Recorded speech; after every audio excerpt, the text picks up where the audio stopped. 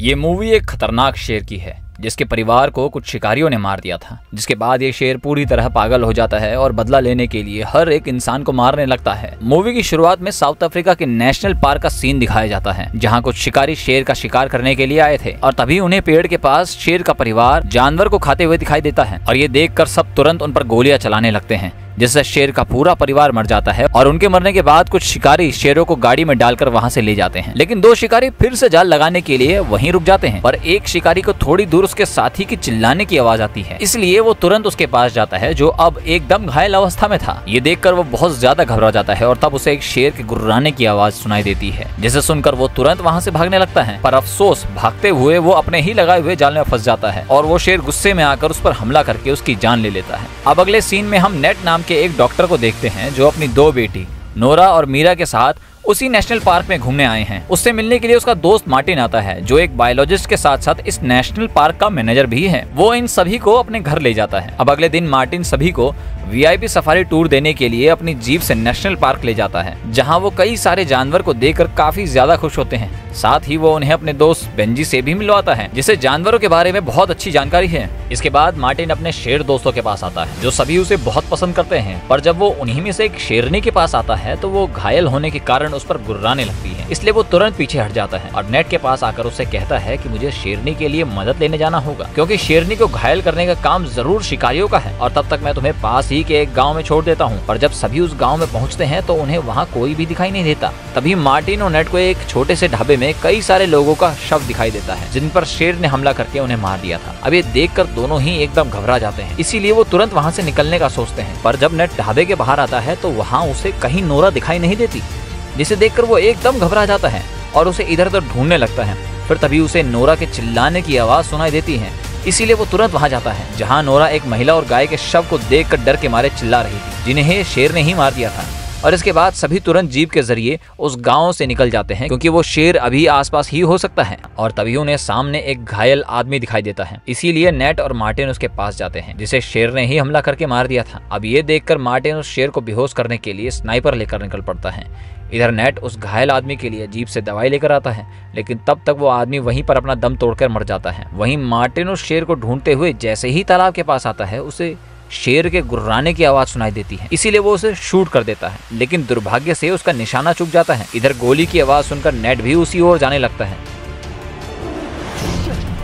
जिसे देखकर वो तुरंत वहां से भागने लगता है और जैसे तैसे जीप के अंदर आने में सफल हो जाता है। पर जैसे ही वो दरवाजा बंद करता है वहाँ शेर आकर जीप पर हमला कर देता है, लेकिन दरवाजा बंद होने के कारण वो शेर उनका कुछ नहीं बिगाड़ पाता। लेकिन तभी उस शेर को जीप की एक खिड़की खुली दिखाई देती है, इसीलिए वो उसके अंदर अपना पंजा घुसाकर नेट के पैर को पकड़ लेता है। लेकिन मीरा जैसे तैसे जीप को भगा देती है जिसकी वजह से शेर वहीं गिर जाता है। पर थोड़ी दूर आने के बाद दुर्भाग्य से जीप भी खाई के किनारे अटक कर बंद हो जाती है। अब नेट और बाकी ये सोचकर परेशान होते हैं कि अब वो आगे करेंगे क्या। फिर तभी उन्हें वॉकी टॉकी से आवाज आती है जहाँ दूसरी तरफ मार्टिन उनसे कहता है कि शेर ने मुझ पर हमला करके मेरे पैर को बहुत बुरी तरह से घायल कर दिया है और अब मैं चल नहीं सकता हूँ। और इतना कम नहीं था कि तभी उसके सामने शेर आ जाता है जो देखकर मार्टिन एकदम घबरा जाता है। वहीं नेट उसे कहता है कि तुम चिंता ना करो, मैं तुम्हारे पास आ रहा हूँ। पर मार्टिन उसे कहता है कि तुम यहाँ मत आओ क्योंकि शेर यहाँ से जा चुका है, वो तुम्हारे ही पास आ रहा होगा। लेकिन नेट सुनता नहीं और स्नाइपर लेकर जीप के ऊपर खड़ा हो जाता है, जिसके स्कोप से मार्टिन उसे ढूंढने लगता है। तभी मीरा को मार्टिन दिखाई दे जाता है, इसीलिए वो जीप से निकलकर उसके पास जाने लगती है। नेट उसे बहुत मना करता है लेकिन वो उसकी एक भी नहीं सुनती और तभी वहाँ शेर आकर नेट पर हमला कर देता है, जिसके बाद वो जीप से गिर जाता है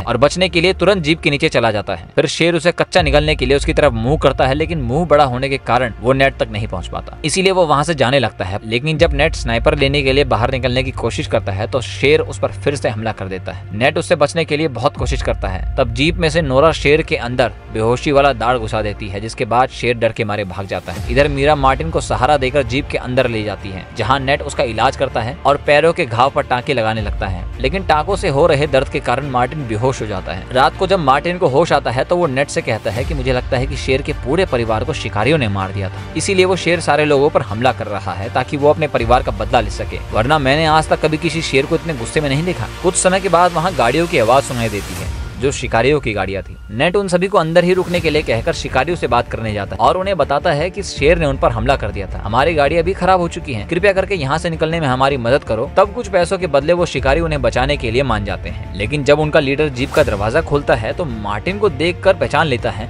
कि ये तो यहाँ का मैनेजर है। इसीलिए वो नेट और बाकी साथियों को पकड़कर उन्हें बंदी बनाने की कोशिश करता है, लेकिन तभी वहाँ शेर आकर शिकारियों पर हमला करने लगता है। तब नेट सभी को जीप में बंद करके कहता है कि तुम सब अंदर ही रुको, मैं तब तक उन शिकारियों की गाड़ी लेकर आता हूँ, जिससे हम सभी यहाँ से आगे निकल जाएंगे। इतना कहकर नेट शिकारियों की गाड़ियों के पास आता है, लेकिन दुर्भाग्य से उसमें चाबी ही नहीं थी। इसीलिए वो उन शिकारियों में से पीली टी शर्ट वाले शिकारी को ढूंढने लगता है, जो दरअसल गाड़ी चला रहा होता है, क्योंकि शायद उसी के पास ही गाड़ी की चाबी हो। नेट उस शिकारी को ढूंढते हुए तालाब के पास आ जाता है, लेकिन तभी उसे शेर दिखाई देता है और उसी समय दुर्भाग्य से मीरा और नोरा वॉकी टॉकी से उससे बात करने की कोशिश करते हैं, जिसकी आवाज सुनकर शेर नेट के और करीब आने लगता है। नेट वॉकी टॉकी को खाई में फेंक कर तुरंत पेड़ के ऊपर चढ़ जाता है। नीचे शेर उसी को ढूंढ रहा होता है, पर शायद इतना कम नहीं था कि अब नेट के हाथ पर एक सांप चलने लगता है, लेकिन वो झटके से उसका गला पकड़ के उसको शेर के ऊपर ही फेंक देता है, जिससे शेर वहां से भाग जाता है। अब नेट फिर से आगे बढ़ता है और शेर फिर से उसके पीछे पड़ जाता है और तब मीरा और नोरा जीप का हॉर्न बजाने लगते हैं ताकि शेर नेट से दूर भाग जाए, लेकिन हॉर्न की आवाज सुनकर शेर उन्हीं की तरफ चला जाता है, जो देखकर नेट दोबारा पीली टी शर्ट वाले शिकारी को ढूंढने लगता है, जो उसे मिल भी जाता है, पर शेर के हमले से वो मर जाता है। इसीलिए वो उसकी गाड़ी की चाबी और गन लेकर वहां से जीप के पास जाने के लिए वहां से निकलता है। उधर जीप के ऊपर चढ़कर शेर उन पर हमला करने का रास्ता ढूंढ रहा था, लेकिन उसे अंदर जाने का कोई रास्ता ही नहीं मिल रहा था। इसीलिए वो थोड़ा पीछे होता है और वो भागते हुए सीधा टूटी हुई खिड़की के अंदर अपना मुंह घुसाकर